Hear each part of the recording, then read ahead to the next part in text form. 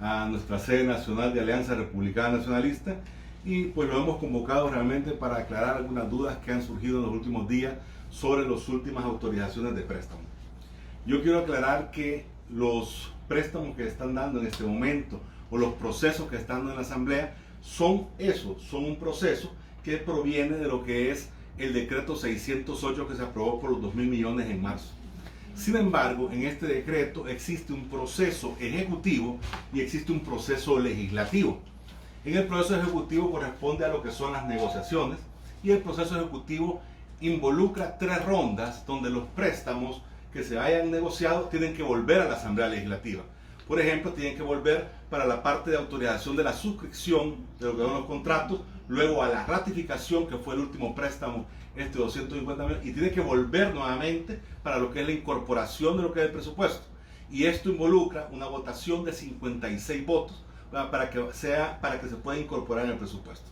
Así que hay una percepción que hay un endeudamiento excesivo. Sin embargo, son los mismos 2.000 millones que están negociando, y ahorita en la Asamblea, por ejemplo, se están viendo 1.600 millones, que de ellos solamente está para ser incorporado al presupuesto son los 250 millones, y de ahí lo demás todo tiene que pasar por esas 3 etapas legislativas. Por lo tanto, van a estar viéndolo ustedes que llegan a la Asamblea y siguen un proceso de negociación.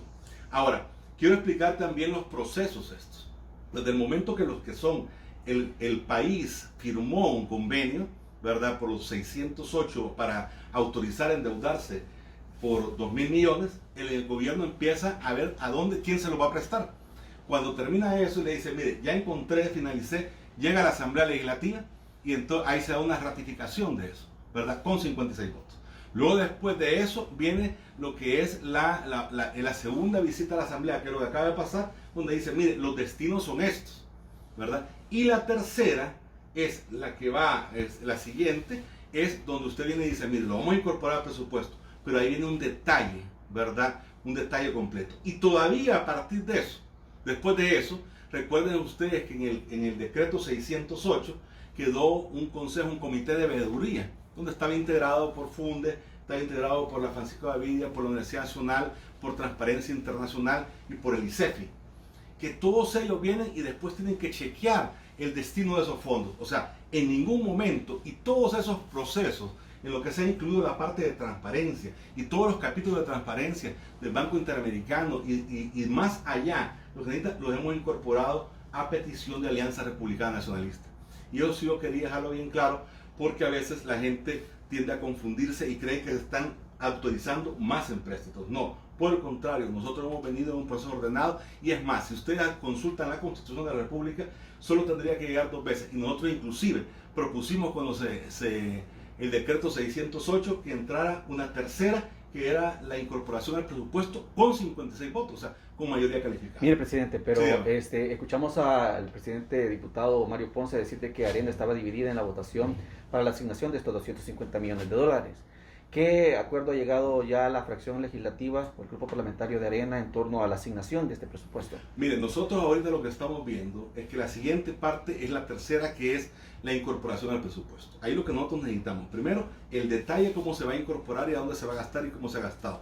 Y aparte de eso, tiene que rendir el gobierno un informe de los usos que se han dado a los anteriores dineros que se han entregado. Y es lo que está pidiendo y se va a pedir ahora en lo que son la comisión el día lunes en la Asamblea Legislativa, en la Comisión de Hacienda. Mientras no pase eso, sus votos todavía estarán pendientes de brindarlos para lograr la mayoría calificada. Por supuesto, porque nosotros estamos a la incorporación del presupuesto.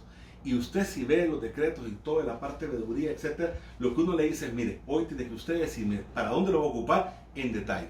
Y lógicamente hay dineros que se han ejecutado que tiene que decir usted, mire, hacia dónde se han movido esos dineros también, para que lo pueda autorizar. Y eso es algo que no podemos saltarnos nosotros de ese proceso. O sea, la discusión continúa, por supuesto que continúa. Y aun y cuando después de la autorización todavía hay un consejo de veeduría también que tiene que darle seguimiento, y todo eso lo propuso Alianza Republicana Nacionalista.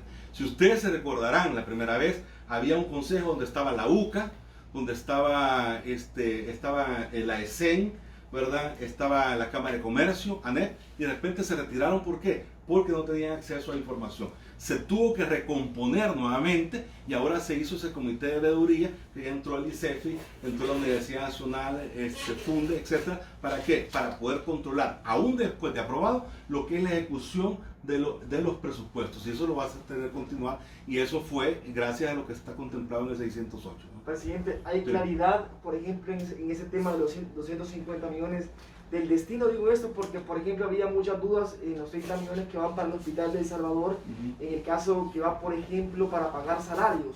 Había como un margen de 2.7 millones de diferencia entre las plazas que van a estar fijas y lo que ha presupuestado, por ejemplo, el Ejecutivo para salarios. Igual para el tema de los 40 millones para el Ministerio de Agricultura y Ayuda a la Ganadería, no hay mucha claridad cómo se... ¿Ustedes tienen claro el panorama o tienen claro cómo se va a invertir esos 250 millones? Mire, la parte de lo que es la incorporación del presupuesto es donde corresponde esto.